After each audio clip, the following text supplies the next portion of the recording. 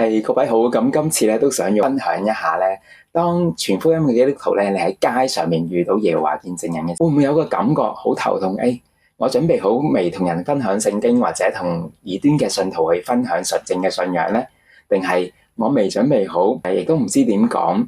佢一問到嘅時候咧，我唔識答，我唔係回答，我係迴避啊，會唔會係咁呢？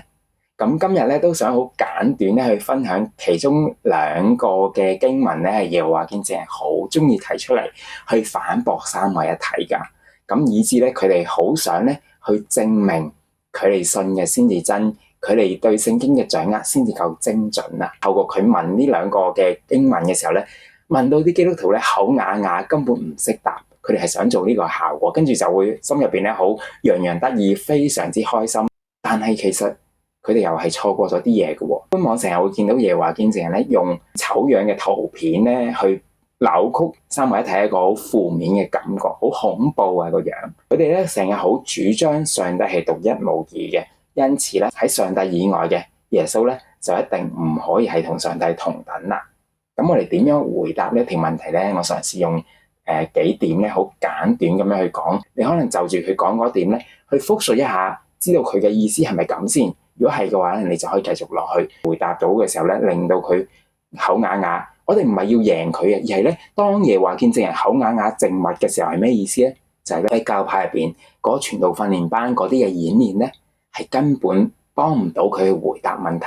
咁呢個咧就係一個機會咧，我哋可以種下福音嘅種子。但願聖靈使用我哋，佢哋會好順手拈來咧有幾段嘅經文咧去證明咧上帝係一獨一無二咁嘅意思嘅。喺提摩太前書嘅1章17節就話：人看不見獨一無二嘅上帝。申命記6章4節話咧：耶和華我們的上帝是獨一的耶和華。馬可福音嘅第12章29節：耶和華我們的上帝是獨一的耶和華。咁耶和華見證人最中意攞嘅其中嘅兩句嘅經文咧，去話俾基督徒聽咧，就肯定只有天父係上帝，耶穌唔係上帝啊。咁我哋睇下啦喎，第一句咧就係咧喺約翰福音嘅第17章嘅第1節至第3節。耶穌咧就抬頭望天話：父親啊，他們必須認識你這位獨一嘅真神，以及咧你派嚟嘅耶穌基督，才能得到永遠嘅生命。咁第二段嘅經文咧就係哥林多前書嘅8章5至6節。雖然呢天上地上都有所謂嘅神，就像許多嘅神、許多嘅主，我們卻只有一位真神，就係天父。萬物都源於他，我們也為了他而存在。也只有一位主，就是耶穌基督。佢話到咧，既然天父係獨一嘅真神，咁天父以外呢位耶穌基督咪唔係咯？約翰福音第17章3節，跟住啦，哥林多前書第8章嘅第6節，只有一位真神係天父啊嘛。既然天父鎖定咗係真神，咁後邊嗰位主耶穌就唔係咯。係咁樣係理解嘅。咁我哋點樣去拆解呢一樣嘢咧？咁我哋個深化就係咧，其實喺彼得前書3章15節話俾我哋聽咧，我哋咧要心入邊尊主基督為聖，常常做好準備。如果有人問我哋嘅時候咧，可以給他一個答辯，用謙和敬畏嘅心去答辯，存住美善嘅良心。咁我哋睇下點樣回答咯。咁我哋同意嘅，約翰福音嘅4章24節都話咧，上帝係靈嘅，而基督徒相信咧，上帝係一靈，係一個耶和華，就係約翰福音4章、申命記第6章同埋頭先馬可福音嘅第12章提到嘅。聖經用獨一呢個字眼嘅時候咧，唔係排除猶大書嘅4節，喺新世界譯本嘅修訂版係咁講嘅。背棄我們獨一的主人，我們的主耶穌基督。原來咧喺猶大書入邊咧，將耶穌基督鎖定咗係我哋獨一嘅主人啊。咁嘅話，我有個問題啦。如果耶穌係獨一嘅主人，咁天父係咪我哋獨一嘅主人啊？用得獨一嘅時候，咁係咪排除咗另一個個體，就冇咗呢一個身份咧？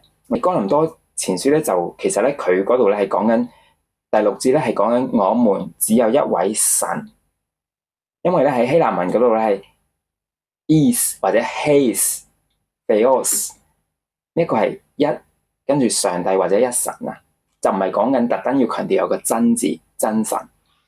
我哋只有一位神，亦都只有一位主 is Kyrios。呢度提到有 theos 有 Kyrios，咁其實係乜嘢咧？就正正係我哋所講緊舊約個 YHWH 嘅讀法，就係讀 Theos 或者係 Kyrios， 即係讀 Adonai 或者讀 Elohim 嗰個意思啊。咁我哋要提問嘅就係，如果只有一位上帝，就否定咗耶穌唔係上帝，咁後邊嗰句只有一位主，咪否定天父唔係主咯？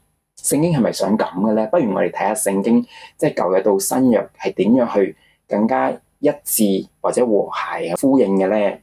喺約翰福音嘅第20章28節咧，多馬係對住復活嘅主所講嘅，我的主，我的上帝。希臘文係 O Kyrios 同埋 O Theos， 其他嘅語言版本咧，呢一個西班牙文嘅版本咧，佢 Señor mío y Dios mío le dijo Tomás。咁而去到詩篇嘅第35篇呢個耶和華，我的上帝，我的主啊，七十士譯本嘅時候咧，對應咧就會有 O Theos 同埋 O Kyrios。